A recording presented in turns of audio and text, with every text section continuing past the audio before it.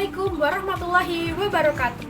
Saya Istiana Nur Febianingsih dengan NIM 245211212 dari kelas 2F Manajemen Bisnis Syariah. Pada video ini saya akan menjelaskan secara singkat tentang sejarah perkembangan ilmu fikih serta perbedaan usul fikih dengan ilmu fikih guna memenuhi tugas mata kuliah ilmu fikih. Bagian ini akan membahas berbagai tahap perkembangan fikih, mulai dari periode awal hingga kebangkitannya kembali di era modern. Secara garis besar, perkembangan fikih terbagi menjadi 6 periode utama. Periode pertama, era dalam kenabian. Periode kedua, era dalam Khulafaur Rasyidin. Periode ketiga, era dalam sigar sahabat dan tabi'in. Periode keempat, era dalam keemasan. Periode kelima, era dalam keterpakuan tekstual. Dan periode keenam, era dalam kebangkitan kembali. Pada periode pertama, yaitu era kenabian. Fikih pada masa kenabian, saat hukum Islam diturunkan dan diterapkan langsung oleh Nabi Muhammad. Pada masa ini, fikih Islam mulai tumbuh dan terbentuk, beriringan dengan turunnya syariat Islam dalam makna yang sesungguhnya. Ilmu fikih pada dasarnya muncul dan berkembang pada masa Nabi Muhammad karena beliaulah yang memiliki wewenang menetapkan hukum berdasarkan wahyu. Perkembangan fikih Islam mulai tampak dan terbentuk pada periode ini, yang juga dikenal sebagai periode risalah, karena Islam baru mulai disebarkan. Selama masa ini, segala persoalan hukum sepenuhnya diserahkan kepada Nabi Muhammad.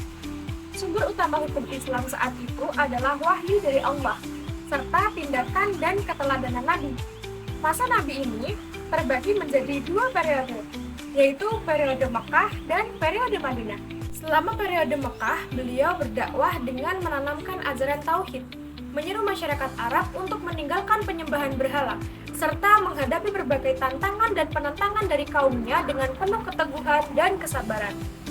Pada periode Madinah, ayat-ayat yang diturunkan mulai memberikan ketentuan mengenai hukum-hukum syariah yang mencakup berbagai aspek kehidupan, baik ibadah seperti sholat, zakat, puasa, dan haji, maupun muamalat yang mencakup aturan sosial dan ekonomi. Masa ini sering disebut sebagai periode revolusi sosial dan politik, karena banyak hukum yang ditetapkan, termasuk yang berkaitan dengan perkawinan, perceraian, wasiat, jual beli, sewa menyewa, dan transaksi lainnya. Pada periode kedua, yaitu era Khulafaur Rasyidin. Periode kedua ini bermula sejak wafatnya Nabi Muhammad dan berakhir ketika Muawiyah bin Abi Sufyan menjabat sebagai khalifah pada tahun 41 Hijriah. Era ini, fikih berhadapan dengan persoalan baru seperti penyelesaian atas masalah moral, etika, kultural, dan kemanusiaan dalam suatu masyarakat yang pluralistik. Beberapa faktor yang mempengaruhi perkembangan fikih pada periode ini yaitu daerah-daerah yang diislamkan saat itu memiliki perbedaan masalah kultural, tradisi, situasi, dan kondisi yang menghadang para fuqaha atau ahli fikih sahabat untuk memberikan hukum pada persoalan-persoalan baru yang muncul belakangan.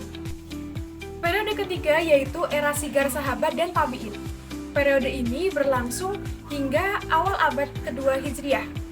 Era di mana fikih mulai berkembang melalui sahabat-sahabat Nabi dari generasi yang lebih muda dan para tabi'in yang menyebarluaskan ajaran Islam.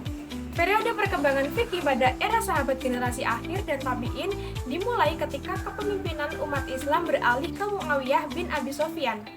Proses ini berlangsung cukup lama, diawali dengan konflik politik antara Muawiyah dan Ali bin Abi Thalib, yang akhirnya berujung pada terbunuhnya Ali serta penyerahan kepemimpinan dari Hasan bin Ali kepada Muawiyah.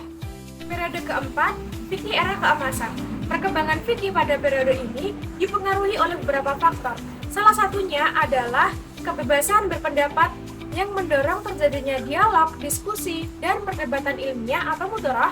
Proses ini memainkan peran penting dalam perkembangan fikih, termasuk perumusan metodologi, kaidah-kaidah ijtihad, serta studi perbandingan berbagai pendapat untuk menentukan pandangan yang paling kuat dalam suatu persoalan. Faktor lainnya adalah munculnya mazhab-mazhab fikih yang menjadi landasan utama dalam kajian hukum Islam hingga saat ini. 4 imam mazhab utama yang berkembang pada masa ini adalah Imam Hanafi yang dikenal dengan pendekatan rasional, Imam Maliki yang lebih berpegang pada tradisi, Imam Syafi'i yang menggabungkan pendekatan rasional dan tradisional secara moderat, serta Imam Hambali yang cenderung lebih tekstual dan fundamental. Terakhir, faktor penting lainnya adalah kodifikasi ilmu yang berperan besar dalam perkembangan fikih, sehingga memungkinkan terjadinya dialog yang lebih terstruktur dan konstruktif dalam kajian hukum Islam. Periode kelima yaitu era keterpakuan tekstual. Masa kemunduran ini berlangsung dalam jangka waktu yang cukup lama, sekitar 9,5 abad. Rentang waktu ini dimulai dari pertengahan abad ke-4 Hijriah hingga sekitar akhir abad ke-13 Hijriah. Masa ketika kreativitas ijtihad mengalami penurunan dan fikih lebih banyak didasarkan pada pengulangan serta taklid. Selama periode ini, dinasti Abbasiyah mengalami kelemahan akibat berbagai konflik dan faktor sosial. Banyak wilayah yang melepaskan diri dari kekuasaan pusat dan membentuk pemerintahan sendiri. Para ulama pada masa tersebut umumnya tidak lagi memiliki semangat kuat untuk mencapai tingkat mujtahid mutlak seperti para pendahulu mereka di era kejayaan. Keadaan politik yang penuh konflik dan ketegangan mempengaruhi semangat para ulama dalam mengkaji aliran Islam langsung dari sumber aslinya, yaitu Al-Quran dan hadis. Akibatnya, mereka cenderung hanya mengikuti pendapat yang telah ada dan mengkaitkan diri dengan mazhab-mazhab fikih tertentu. Sikap ini kemudian membawa dunia Islam ke dalam era taklid, di mana umat Islam terjebak dalam pola pikir yang kaku dan stagnasi. Periode ke-6 yaitu era kebangkitan kembali. Periode ini berlangsung dari awal abad ke-2 Hijriah hingga pertengahan abad ke-4 Hijriah. Era modern di mana fikih mengalami pembaruan dan adaptasi sesuai dengan perkembangan zaman serta kebutuhan umat Islam. Pada masa ini, fikih berkembang dengan pesat dan melahirkan peraturan perundang-undangan yang mengatur berbagai aspek kehidupan, sehingga umat Islam dapat merasakan ketenangan dan kedamaian melalui hukum-hukum tersebut. Pada periode ini juga muncul para ulama fikih, di mana para mujtahid mendirikan mazhab-mazhab fikih yang tetap bertahan hingga saat ini. Kebangkitan fikih pada masa ini didorong oleh perhatian para khalifah Abbasiyah terhadap ilmu fikih dan para fuqaha, perluasan wilayah Islam, lahirnya mujtahid-mujtahid besar dengan pemahaman fikih yang mendalam, serta kodifikasi sunnah. Selanjutnya, akan membahas perbedaan usul fikih dan ilmu fikih. Perlu diketahui, definisi usul fikih adalah sesuatu yang dijadikan dasar bagi fikih. Sebagai umat Islam, memahami hukum-hukum agama adalah suatu kewajiban. Fikih dan usul fikih adalah dua konsep yang saling terkait dalam mempelajari dan mengaplikasikan hukum Islam. Meskipun seringkali digunakan secara bergantian, keduanya memiliki perbedaan yang signifikan.